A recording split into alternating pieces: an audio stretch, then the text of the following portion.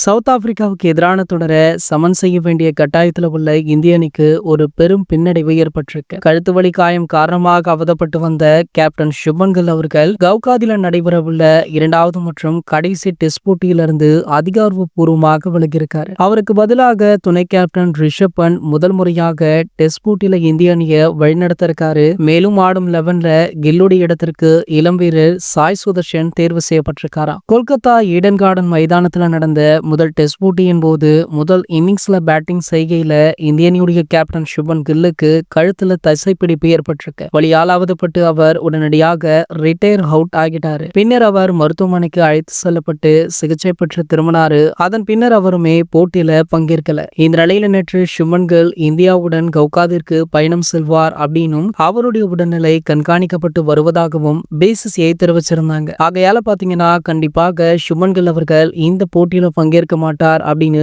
BCCI பாத்தீங்கன்னா அதிரடி அறிவிப்பு வெளியிட்டுட்டாங்க. அதனால கில் ரசிகர்கள் சற்று சோகத்துல இருந்தாலுமே எப்படியாவது இந்த போட்டியை வென்றே ஆக வேண்டிய கட்டாயத்திலுமே இந்திய அணி இருக்காங்க. இது போன்ற செய்திகளை பற்றி நீங்க உடனே தெரிஞ்சுக்க நம்மளுடைய சேனலை மறக்காம சப்ஸ்கிரைப் பண்ணிக்கோங்க.